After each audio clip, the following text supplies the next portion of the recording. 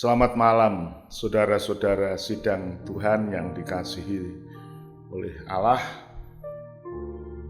Pada petang hari ini kita akan kembali beribadah secara online, dan kebaktian malam ini sebagaimana biasa tiap Rabu malam ada kebaktian PA, pendalaman Alkitab.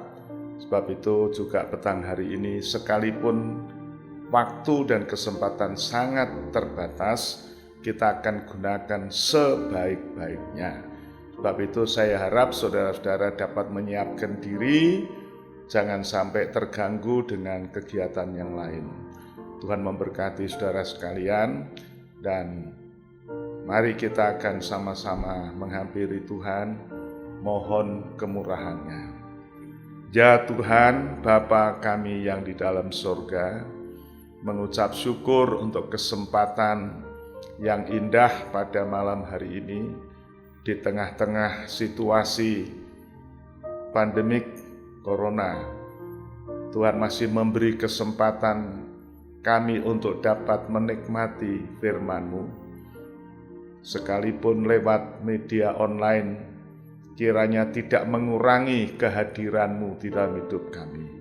Sebab itu kami mohon Tuhan, urapan Roh-Mu yang kudus, kiranya firman-Mu yang berjanji akan menguatkan perkataan hamba-hamba-Mu, meneguhkan dan melaksanakan yang Tuhan kehendaki. Menyertai kami.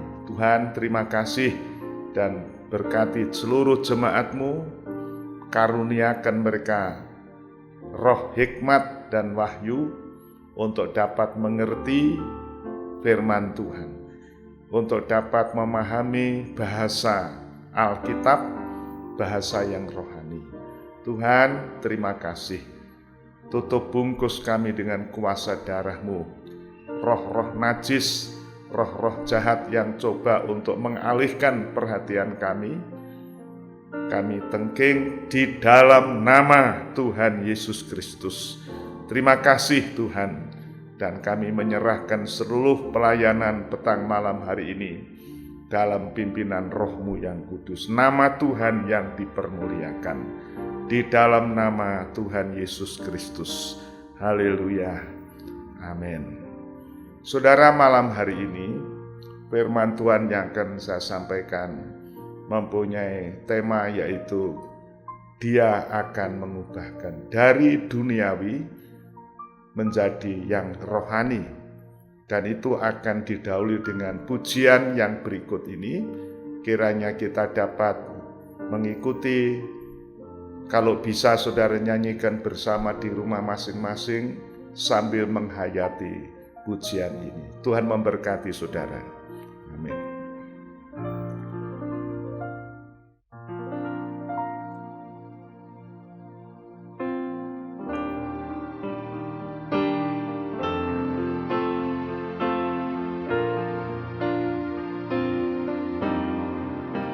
Semakin mulia Dia mengubahku,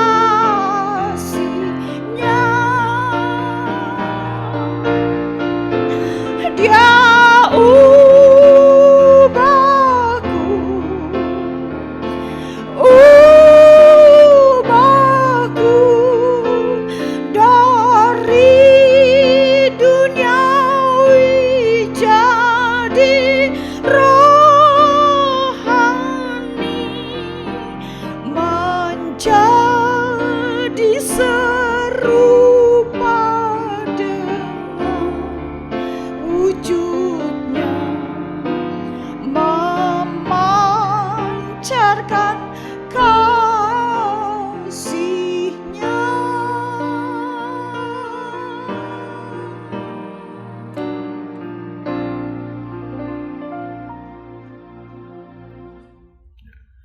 Saudara-saudara, adapun firman Tuhan yang akan kita renungkan malam hari ini sebagai pembacaan awal, yaitu di dalam surat Roma pasal 1 ayat 16 sampai ayat yang ke-17.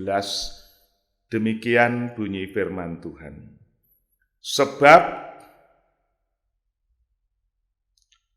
aku tidak malu, atau dikatakan sini, sebab aku mempunyai keyakinan yang kokoh dalam Injil.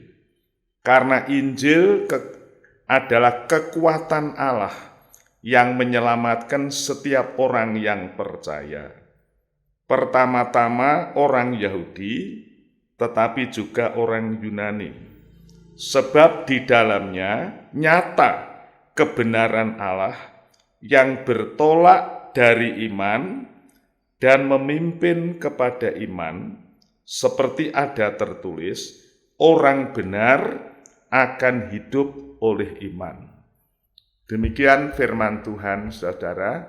Berbahagia saudara-saudara yang ikut membaca, mendengar, terlebih melakukan di dalam hidupnya. Kita tunduk kepala sekali lagi, mohon kemurahan Tuhan. Bapa, terima kasih untuk firman-Mu. Malam hari ini kami akan bersama-sama merenungkannya. Hamba-Mu akan men-sharingkannya kepada jemaat-Mu. Tuhan, sekali lagi kami mohon Roh Kudus menolong kami, memberi kami pengertian, agar kami boleh menjadi umat-Mu, Tuhan, yang dapat berjalan maju sesuai dengan rencana kehendak-Mu. Terima kasih, di dalam nama Tuhan Yesus kami berdoa. Amin.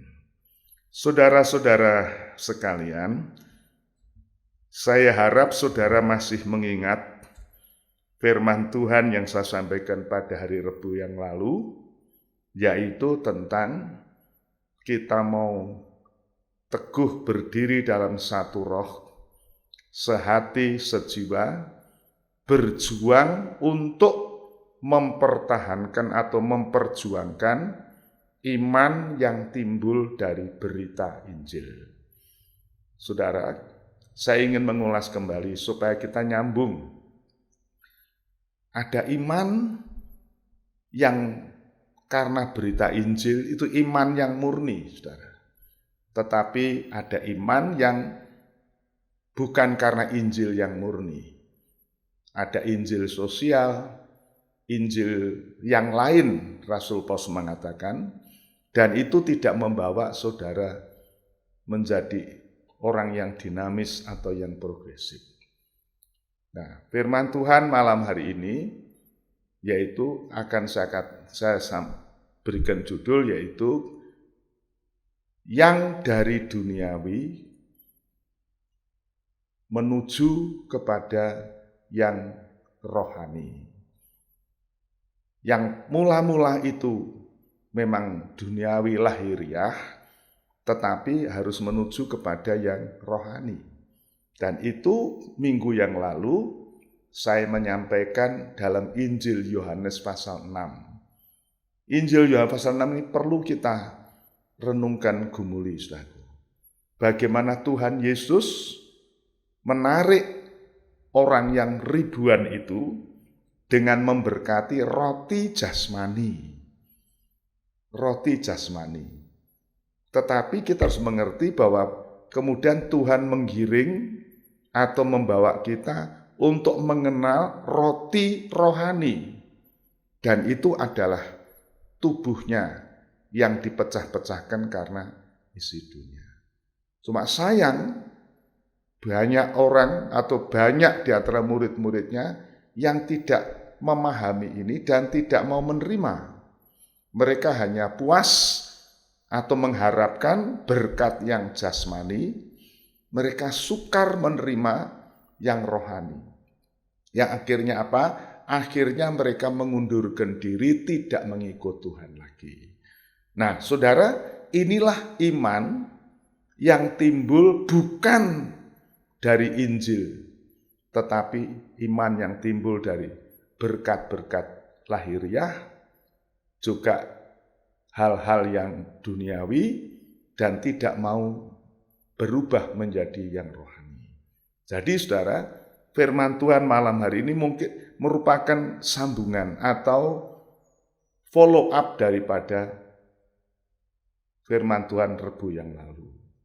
Nah, saudara, memang Tuhan mau kita itu dari duniawi menuju kepada yang rohani.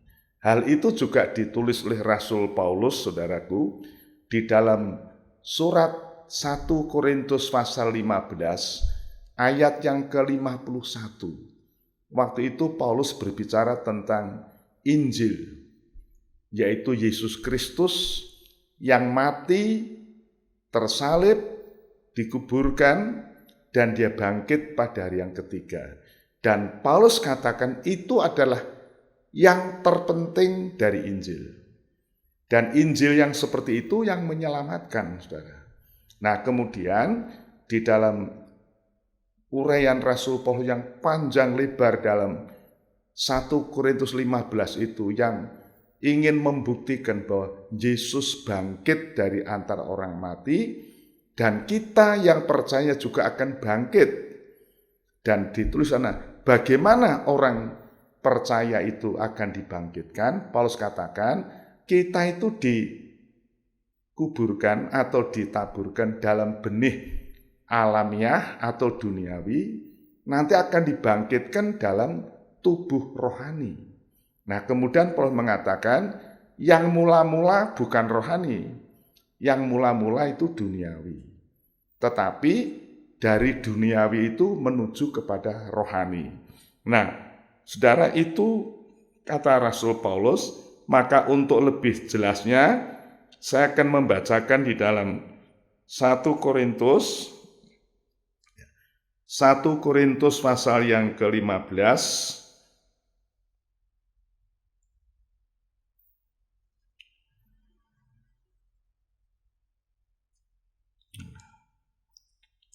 ayat yang ke-51, saudaraku. Yang mula-mula bukan rohani, tetapi jasmani. Tetapi dari jasmani itu kemudian menjadi rohani, saudaraku. Ya, jadi demikian saya lebih jelas ya, sudah saya bacakan.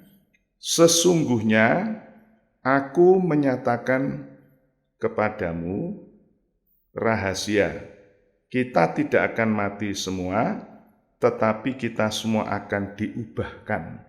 Kemudian ayat yang ke-41, saudaraku, 41 berkata demikian. Jadi saudara, firman Tuhan di dalam 1 Korintus pasal yang ke-15, ayat yang ke-46, ya. Ayat 46 mengatakan demikian.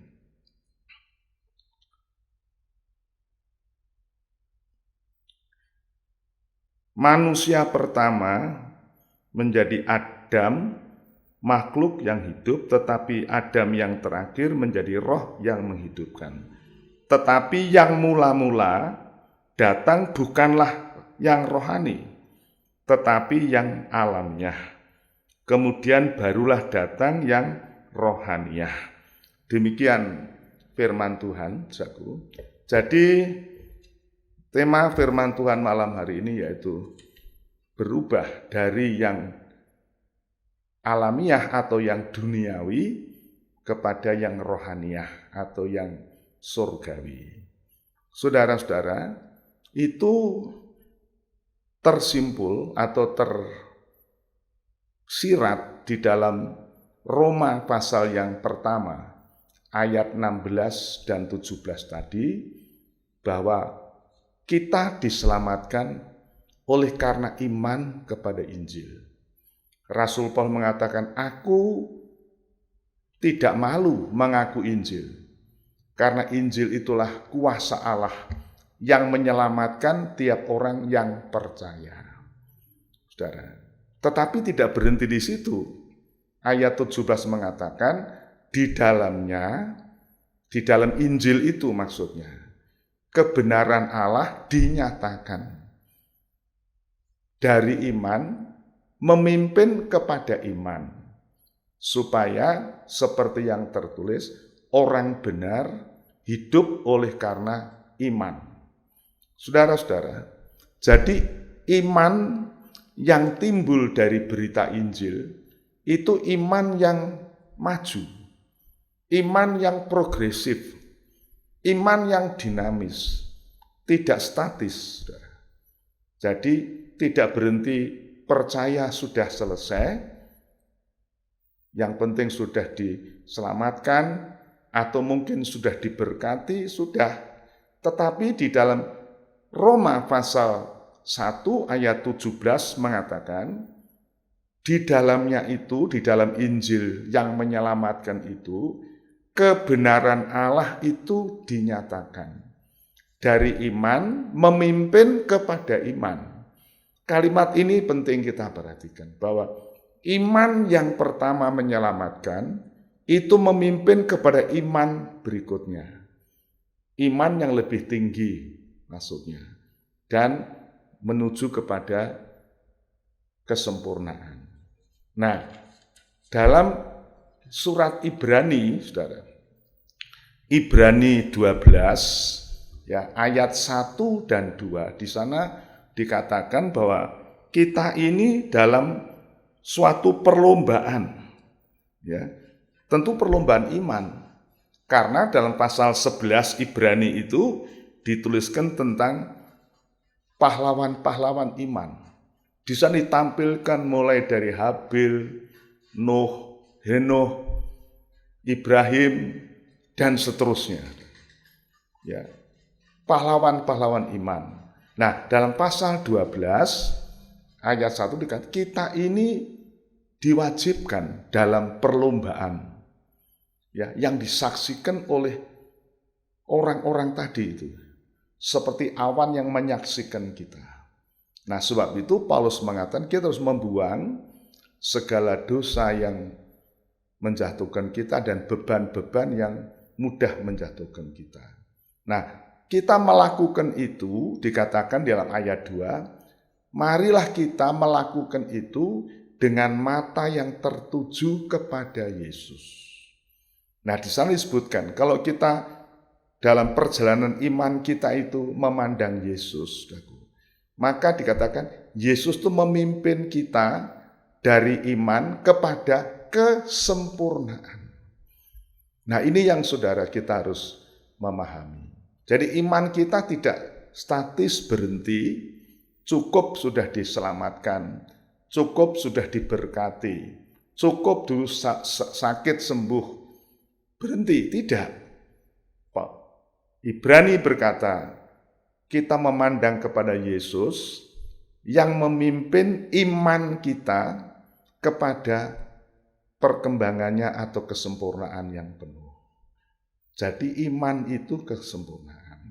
Nah, malam hari ini, saudara, saya ingin menjelaskan ini dengan mengambil pelajaran firman Tuhan di dalam kitab Keluaran. Dalam kitab Keluaran pasal 26 dan 27, itu adalah kerangka Tuhan memerintahkan Nabi Musa untuk membuat sarana ibadah yang disebut tabernakel. Nah, khusus dalam pasal 26-27 ini, Paulus berbicara tentang pembangunan kemah suci dan pembangunan pelataran. Nah, dalam pasal-pasal itu, Rasul Paulus menulis tentang ada 3 macam pintu. 3 macam pintu. Ya, pertama yaitu pintu gerbang, pintu kemah, dan tabir yang memisahkan antara ruang suci dan ruang maha suci. Nah, ketiga-tiganya ini disebut pintu.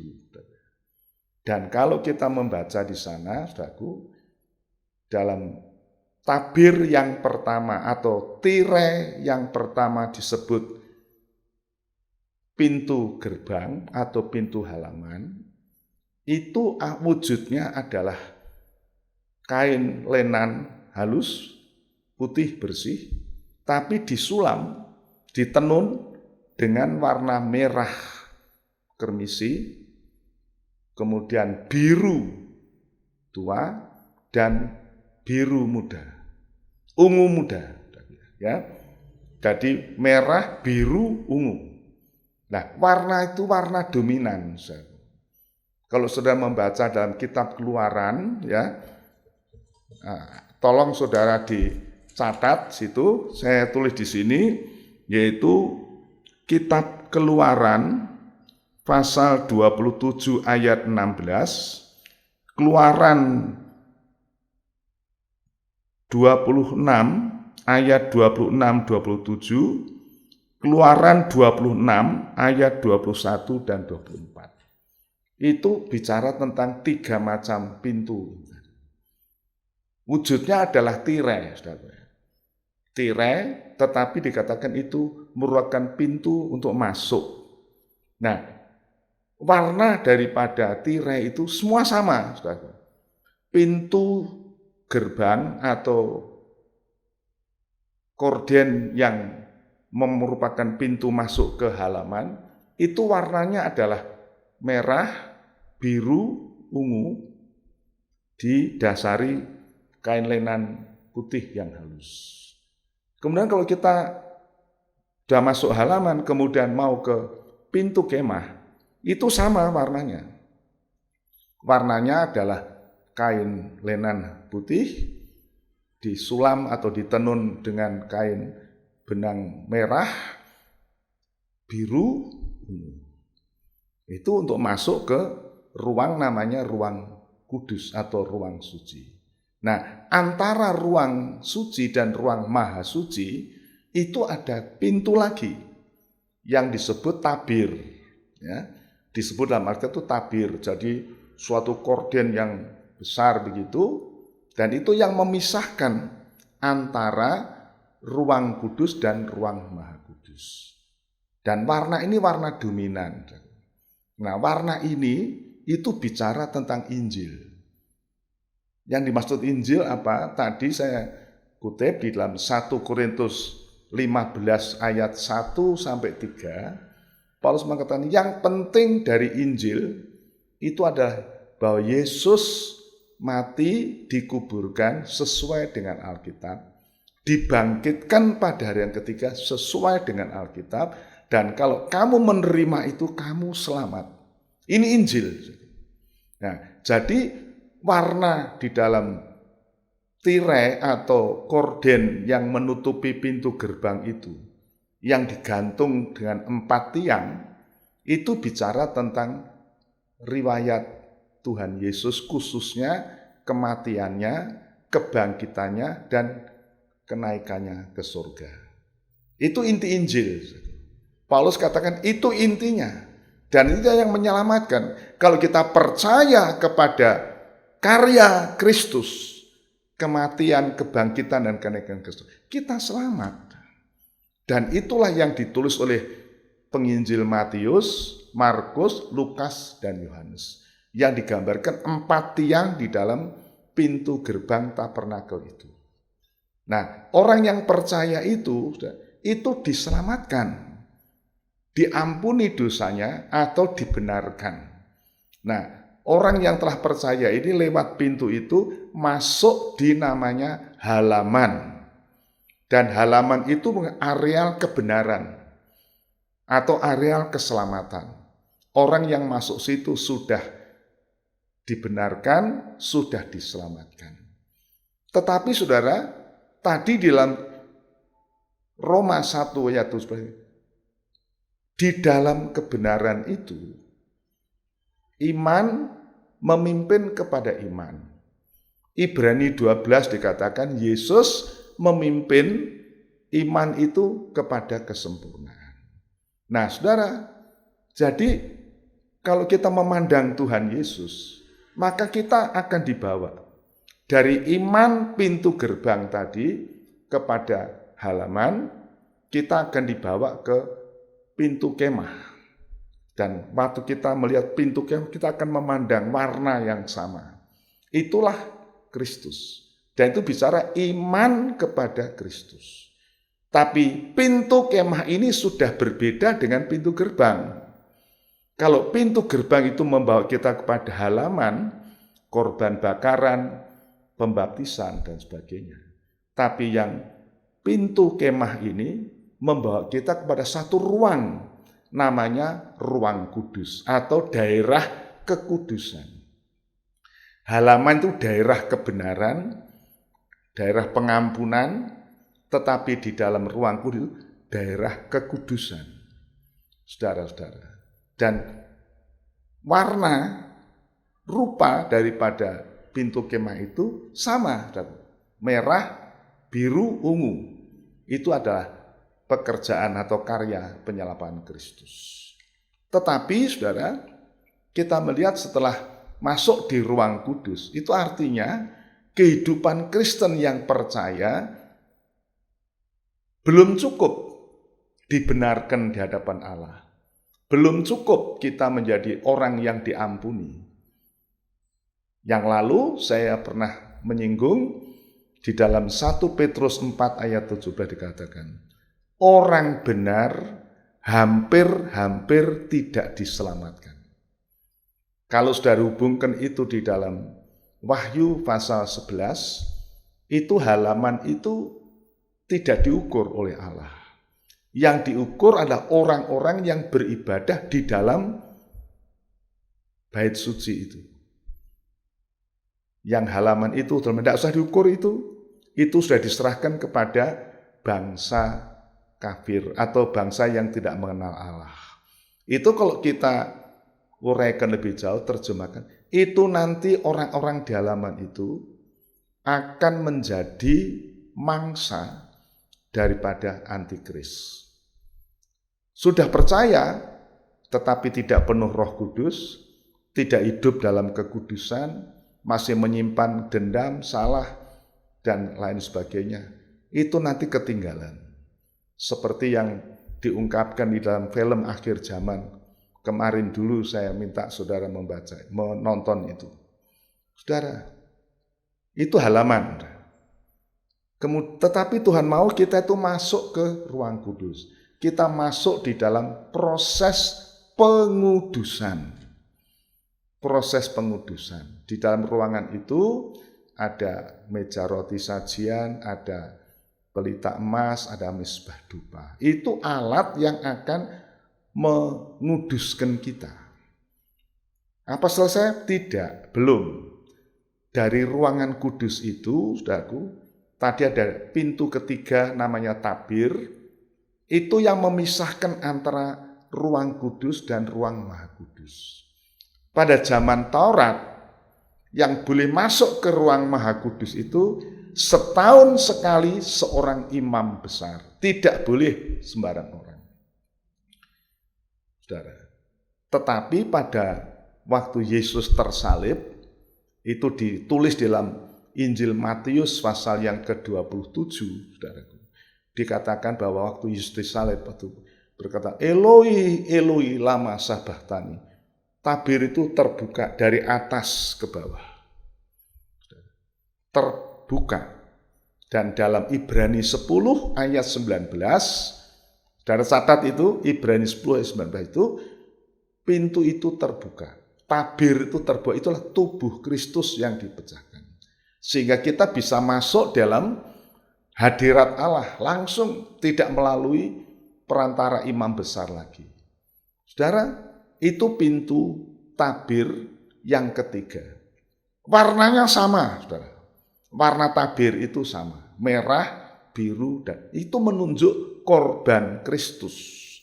Sehingga saudaraku, kalau saya simpulkan, iman yang dimaksud dalam Roma pasal 1 ayat 17, Ibrani 12 ayat 2, itu ini. Yesus memimpin dari iman kepada sampai kepada kesempurnaan. Jadi iman pintu gerbang, itu pintu percaya, menerima Yesus sebagai juru selamat. Pintu kemah, itu bicara untuk kita hidup setelah diampuni, setelah dibenarkan, kita disucikan. Disucikan, jadi orang kudus. Saudara, ini terungkap dalam Yohanes 8, kalau saudara membaca bagaimana orang Farisi menghadapkan Yesus kepada seorang perempuan yang didapati berzina. Menurut hukum Taurat itu dihukum, dirajam batu sampai mati.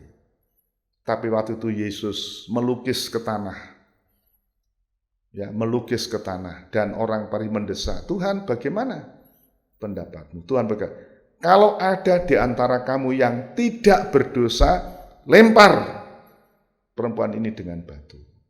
Ternyata tidak ada satupun yang melempar. Mereka satu persatu meninggalkan. Karena apa? Sementara Yesus melukis tanah itu, kamu itu tanah sama dengan. Mereka menyadari, mereka tidak berani menghukum. Nah, waktu Yesus mengangkat muka, melihat perempuan sendiri, dia tanya, mereka tidak menghukum? Tidak, aku tidak menghukum, artinya mengampuni.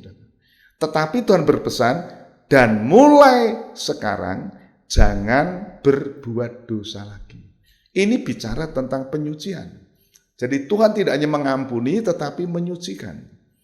Seperti yang tersebut di dalam 1 Yohanes 1 ayat 9 dikatakan, kalau kita mengaku dosa kita, Allah itu setia dan mengampuni dan menghapus segala kejahatan. Ini penyucian. Dan pintu inilah yang dimaksudkan pintu kemah. Iman ini yang dimaksudkan di dalam Ibrani 12 ayat 2 itu.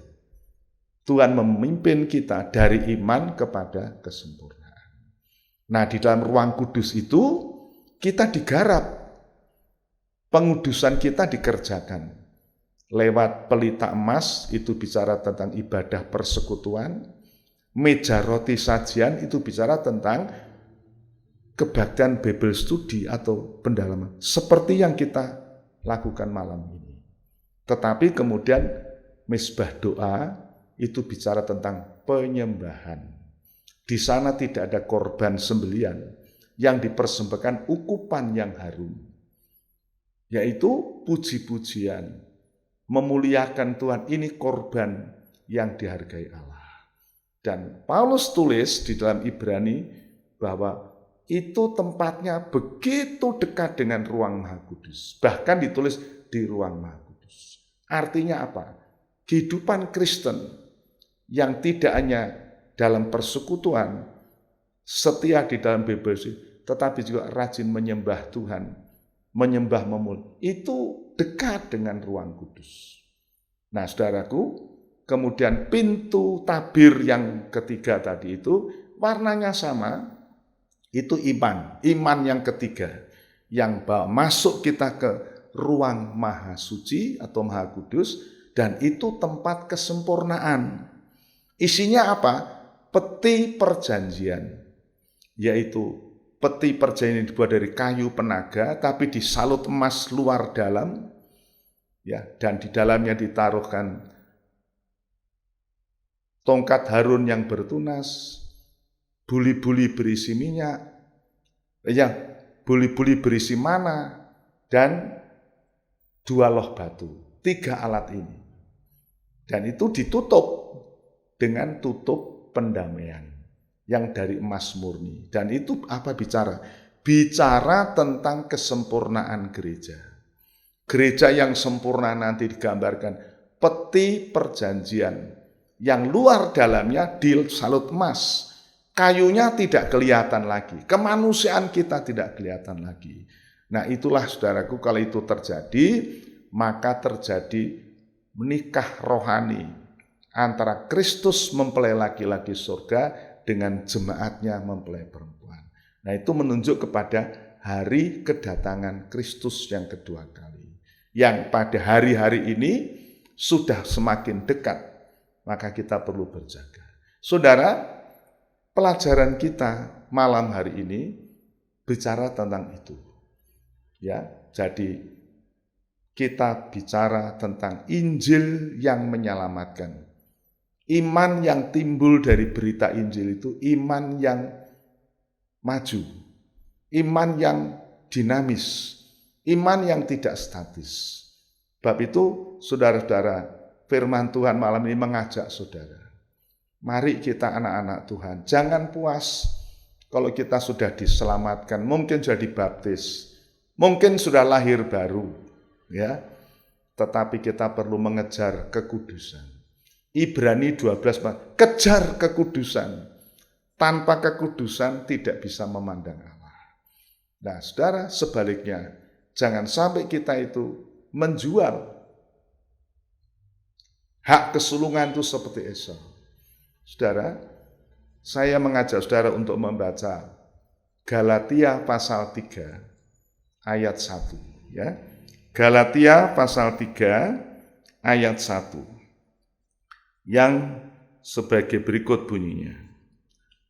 Galatia pasal 3 ayat 1 demikian bunyinya. Hei orang-orang Galatia yang bodoh, siapakah yang telah mempesona kamu?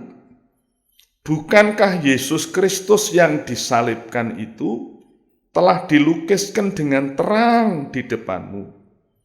Hanya ini yang hendak ku ketahui daripada kamu. Adakah kamu telah menerima roh karena melakukan hukum Taurat atau karena iman, percaya kepada pemberitaan Injil? Adakah kamu sebodoh itu? Kamu telah memulai dengan roh. Maukah kamu sekarang mengakhiri dengan dalam daging? Saudara, ini kalimat yang cukup keras dari Rasul Paulus. Dia mengatakan jemaat Galatia itu bodoh. Bayangkan kalau saudara ada seorang hamba Tuhan, gembala, kamu tuh bodoh. Wah, itu kan, tetapi Paulus itu pegang kebenaran. Apa kebodohan orang Galatia? Orang Galatia itu Paulus kata sudah diberitakan Injil. Yesus Kristus sudah diterangkan, digambarkan dengan begitu jelas. Bahwa oleh korban Kristus kita diselamatkan. Bukan karena hukum Taurat. Tetapi rupanya, saudaraku, ada kelompok-kelompok tertentu, mungkin ini orang-orang Yahudi yang masih fanatik dengan hukum Taurat, mulai mengajarkan. Ya, itu terungkap juga di dalam Kisah Rasul pasal yang ke-15 atau ayat pasal sebelumnya.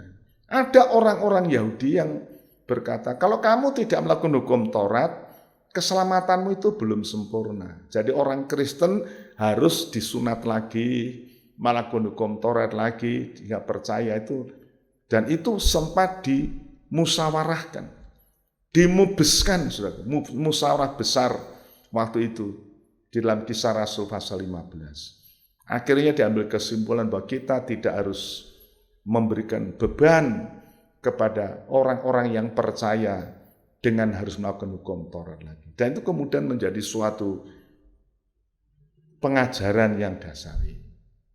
Nah, tapi orang Galatia ini rupanya dipengaruhi itu, saudara. Mereka ada yang datang, kamu harus mengikuti hukum Taurat lagi, mengikuti hari Sabat, jangan makan ini, jangan makan itu, dan sebagainya, dan sebagainya. Sehingga orang Galatia, Paulus, kamu bodoh. Kamu sudah rohani, tapi kamu kembali kepada hal yang duniawi, daging. Dan itu kebodohan. Katakan sudah di ruang kudus, kok keluar ke halaman lagi menuju situ. Saudara, ini kebodohan. Dan ini perkataan perlu kita renungkan. Jangan sampai kita menjadi orang Kristen yang seperti ini.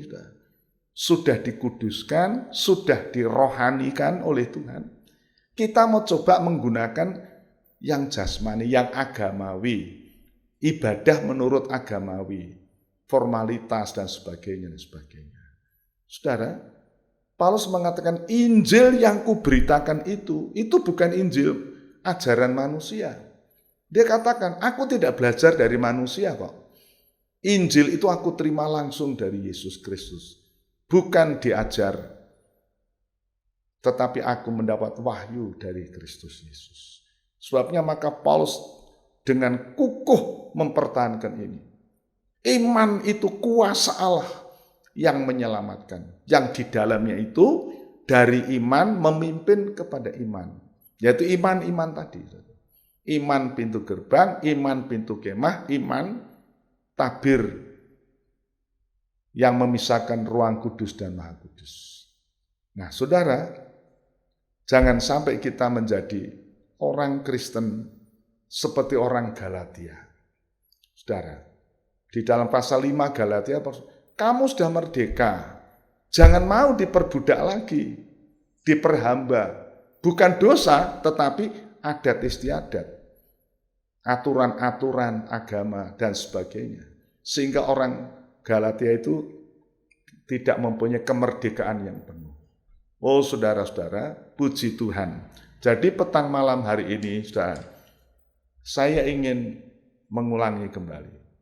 Kita perlu mempunyai pendirian yang teguh dalam satu roh. Kita sehati, sejiwa, sepikir untuk kita berjuang mempertahankan iman yang timbul dari berita Injil. Artinya apa? Kita harus pegang teguh iman kita, kepercayaan kita didasarkan firman Allah. Dan itu maksud daripada Tuhan. Saya mengajak saudara membaca Efesus pasal 4 ayat 11 dan seterusnya. Dikatakan Tuhan mengaruniakan kepada jemaat itu ya, jabatan-jabatan, ada rasul, nabi, pemberita Injil, gembala sidang, pengajar-pengajar. Apa maksud tujuan itu, saudara? Ya, seringkali kita tekankan, wah pekabaran Injil itu perlu, tanpa pekabaran Injil tidak ada di mana. Benar itu. Tetapi kalau tidak ada gembala yang menggembalakan, siapa yang memelihara orang-orang yang dimenangkan itu? Jadi tidak menganggap satu lebih penting dari yang lain. Seorang rasul itu tekanan pengajaran, doktrinal. Tetapi saudaraku, apakah dia bisa mengajar orang yang belum bertobat? Tentu tidak. Sehingga dikatakan, mari kita baik jawatan rasul, nabi, pemberita Injil, gembala maupun guru-guru yang mengajar di sekolah teologi dan sebagainya. Kita bersinergi, kita bekerja sama. Untuk apa? Ya, untuk membawa orang-orang Kristen, orang-orang percaya, ya, untuk mencapai iman yang sempurna. Dikatakan untuk melengkapi pembangunan tubuh Kristus sampai mereka mengenal dengan benar siapa Yesus Kristus itu. Dia adalah Allah yang menjadi manusia, menjadi korban.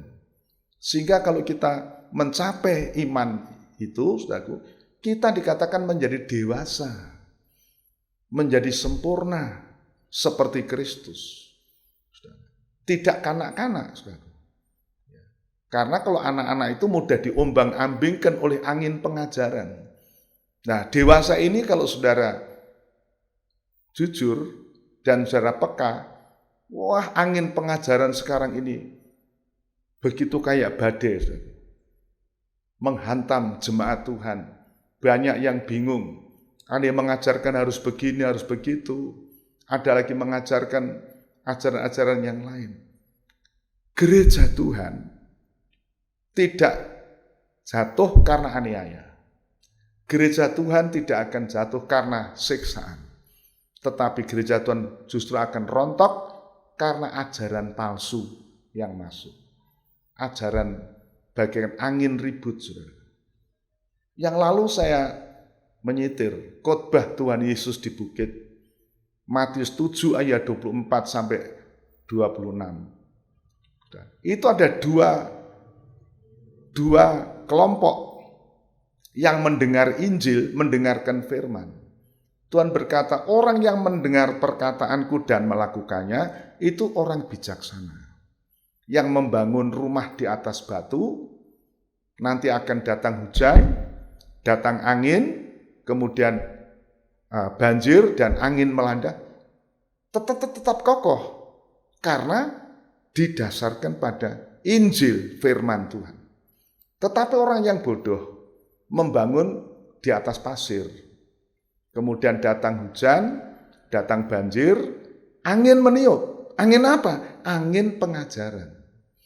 Orang-orang Kristen yang dasar imannya hanya kepada Injil sosial, Injil materi, saudara, apalagi hanya kepingin lihat mujizat saja.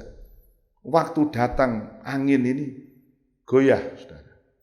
Goyah, dan Alkitab mengatakan kehancurannya hebat. Saudara, ini akan terjadi di hari-hari terakhir ini. Sebab itu mari kita mau introspeksi. Kita periksa, imanku itu karena berkat jasmani atau karena firman. Imanku itu dibangun oleh pengajaran yang kokoh di atas pengajaran firman Tuhan atau di atas pendapat manusia. Paulus katakan di dalam 1 Korintus 2, yang aku ingin ketahui itu bukan apa-apa kecuali Yesus yang tersalib. Ada enggak di antara kamu? Supaya imanmu itu tidak dibangun di dalam hikmat manusia, akal budi manusia, tipu muslihat manusia yang licik, tetapi di atas dasar kuasa Allah. Injil kuasa Allah itu. Walaupun itu dianggap kebodohan bagi orang dunia. Itu 1 Korintus pasal yang ke-16, 17, 18. Ya, saudara-saudara, jadi malam hari ini saya ingin mengajak saudara di tengah-tengah kesukaran. Ini termasuk angin badai, saudara. COVID-19 ini, corona ini termasuk angin badai yang ingin menghanyutkan kita. Saudara, coba lihat. Yang pertama diuji ibadah kita kan. Kita dilarang beribadah di gereja, ibadah di rumah saja, dilarang mengunjungi seorang dengan yang lain. Ini badai loh saudara. Pada persekutuan gereja itu betapa indah kalau anak-anak Tuhan bisa bersekutu. Tapi ini dihambat oleh badai yang namanya corona. Dan ini menghambat saudara. Kalau iman kita hanya kepada perkara lahiriah, kita pasti goyang. Waduh, pekerjaan mulai diputuskan, mulai ada PHK. Kalau yang mempunyai usaha mulai tidak berproduksi. Dan saudara-saudara, pada hari Minggu yang lalu saya kasih ingat bahwa bala kelaparan itu mengancam dampak dari corona ini. Dan kalau orang tidak mempunyai iman karena Injil, iman karena firman, ini mudah goyah, saudaraku. Ya, berkat mulai kurang misalnya dan sebagainya dan sebagainya. Tetapi kalau saudara, iman saudara itu timbul daripada berita Injil ini, maka saudara akan kokoh. Seperti dalam Efesus 4 ya, ayat yang ke-14, 16 dan seterusnya. Kita akan dibangun bagi bangunan rohani yang kokoh. Saudaraku, tidak goyah. Oh, puji nama Tuhan, saudaraku. Jadi, mari saudara kita sama-sama menguatkan seorang dengan yang lain, saling mengingatkan supaya anak-anak Tuhan itu bisa tetap teguh, ya, berdiri di atas kebenaran firman Tuhan. Dan kita mau, saudara, seperti firman Tuhan ini, percaya kepada Injil, Injil itu kuasa Allah yang menyelamatkan. Saudara, orang yang berdosa, merah kermisi sekalipun, kalau percaya disucikan dengan darah Yesus, putih seperti salju. Saudara, orang yang jahat sekalipun dapat diubah, karena kuasa firman itu dapat mengubah. Oh puji Tuhan. Jadi saudara, mari kita mau mengadakan satu evaluasi dalam kehidupan kita, justru di masa-masa sekarang ini. Apakah imanku tetap teguh? Apakah aku tetap percaya kepada Tuhan sekalipun datang corona, datang COVID-19, atau datang kesukaran-kesukaran yang lain? Kita berdiri di atas batu karang yang teguh. Oh puji Tuhan. Dan mari kita mau diubahkan dari duniawi menjadi rohani. Kita ini sedang menantikan kedatangan Tuhan. Paulus katakan di dalam 1 Korintus 15 itu, bahwa kita semua tidak akan mati. Nanti waktu nafiri atau sangkakala berbunyi, akan terjadi orang-orang yang mati lebih dulu akan bangkit. Kemudian kita yang masih hidup akan diubahkan. Dalam sekejap, bahasa sakedeping netro. Saudara coba, kejamkan matamu, kedepkan, berapa detik digunakan. Mungkin tidak sampai setengah detik. Dan itu kita diubahkan. Itu yang akan terjadi di hari-hari yang terakhir ini. Sebab itu, mari kita, aku ini masih duniawi, pikiranku masih bendawi, harta dunia, kekayaan, atau kepada perkara yang di atas, perkara yang rohani.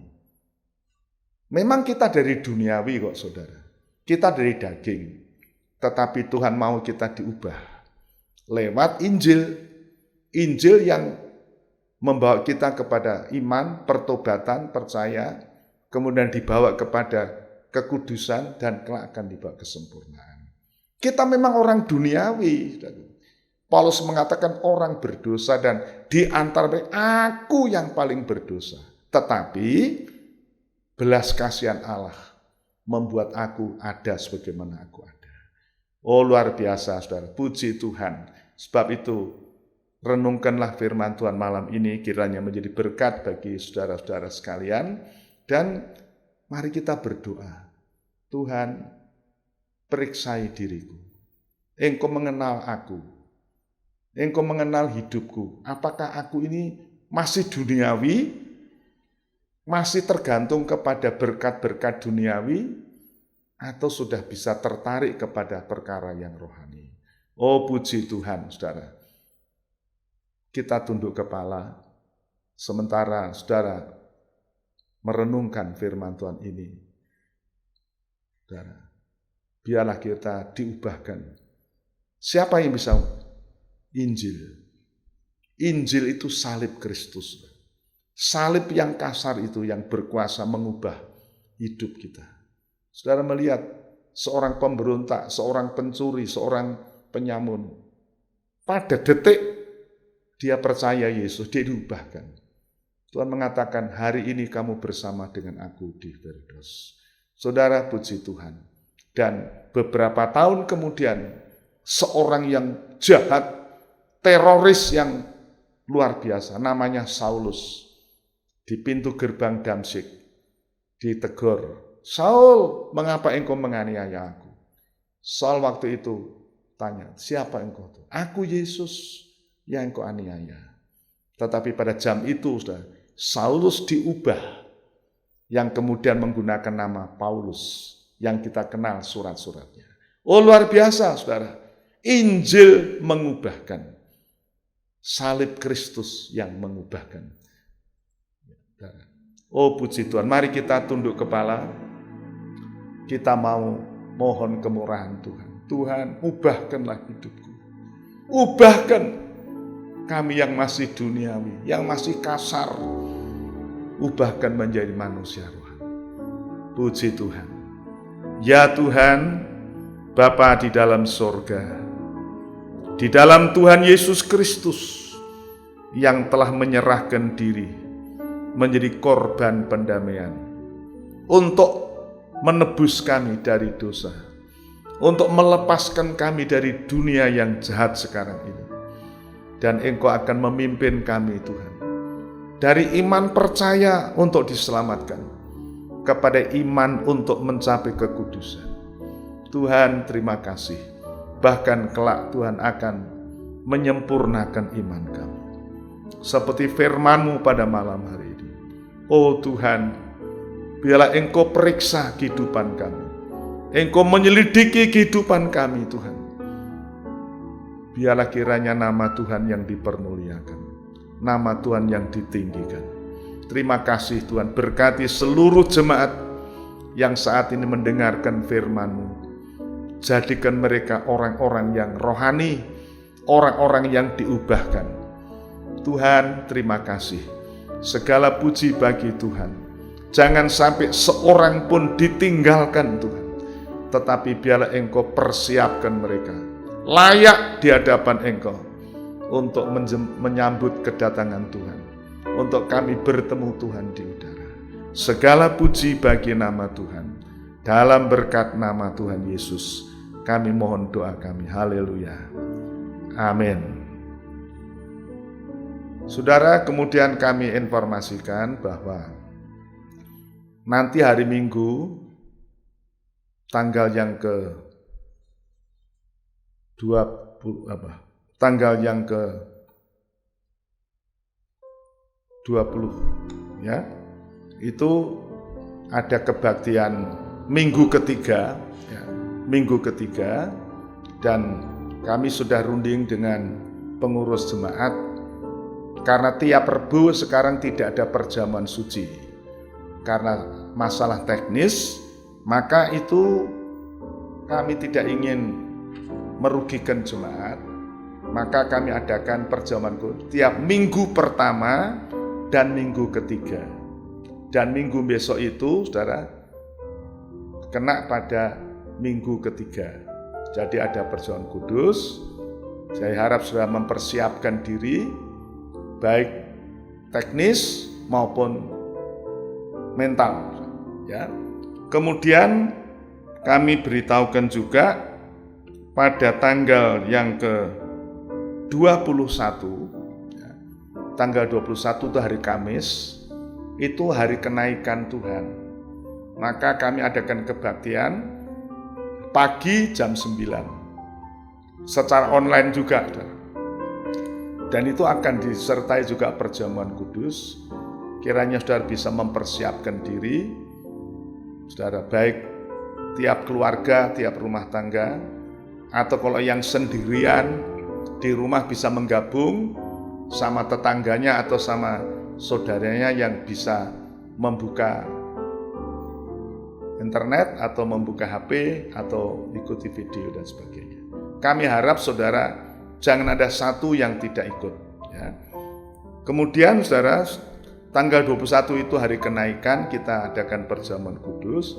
Kemudian disusul, saudara, dilanjutkan dengan puasa dan doa. Doa dan puasa selama kurang lebih 9 hari atau 10 hari sampai pada hari Pentakosta. Itu kena pada tanggal 31 Mei, hari Minggu. Jadi saudara, mulai dari tanggal 21 itu tentu kita belum puasa, tanggal 22 sampai tanggal 30 kita puasa. Puasa dan tiap malam ada persekutuan doa seperti yang kami kirimkan lewat naskah yang kami kirim. Kami harap seluruh jemaat bisa ikut. Justru kesempatan sekarang, saudaraku, dalam suasana prihatin, kita menyambung saudara-saudara kita muslimin yang selesai puasa pada hari-hari itu, kita nyambung. Ya, puji Tuhan, kita puasa dan kita berdoa mohon kemurahan Tuhan, mohon supaya COVID-19 ini dapat segera berakhir, supaya program-program gereja, program pemerintah, juga mungkin program saudara dapat berjalan lagi dengan lancar. Puji Tuhan, itu pengumuman kami, dan kami harap saudara dapat tetap tekun untuk mengikuti. Dan mari saudara, kita akan menamatkan ibadah ini. Kami harap saudara akan tetap tekun mengikuti ibadah ini. Mari kita berdoa. Bapa kami yang di dalam surga, mengucap syukur untuk kesempatan yang Tuhan beri. Kami dapat menikmati pendalaman Alkitab malam hari ini. Oh Tuhan, kiranya firman-Mu mengiang di telinga kami, tetap berbisik dalam kehidupan kami, supaya hidup kami Tuhan disempurnakan seperti rencana Tuhan, untuk menjadi serupa dengan Engkau, diubahkan dari duniawi menjadi rohani, seperti wujud dan gambar Tuhan. Terima kasih Tuhan. Sekarang kami ingin mengakhiri ibadah ini. Kami akan berdoa untuk bangsa dan negara kami, yang sementara ini sedang berjuang untuk mengatasi wabah virus corona ini. Kami mohon berkat-Mu untuk bangsa ini. Kami percaya Tuhan, hanya kuasa-Mu yang dapat menghentikan virus ini. Nama Tuhan dipermuliakan.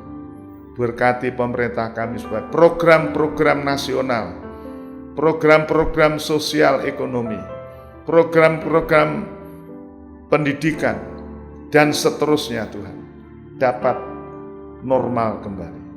Demikian juga gereja Tuhan, jemaat-jemaat Tuhan yang selama ini ibadah kami sangat terbatas, tetapi Tuhan Engkau membuka jalan, kami dikembalikan untuk dapat berhimpun bersama-sama, memuji Tuhan, membesarkan nama Tuhan. Terima kasih Tuhan. Kami berdoa untuk jemaat-Mu, kalau ada yang dalam kelemahan, dalam sakit penyakit, Tuhan jamah dalam nama Tuhan Yesus. Dan sekarang Bapa, kami menyerahkan mereka pulang ke tempat masing-masing, di rumah masing-masing. Tuhan, ulurkan tangan-Mu, Engkau berkati.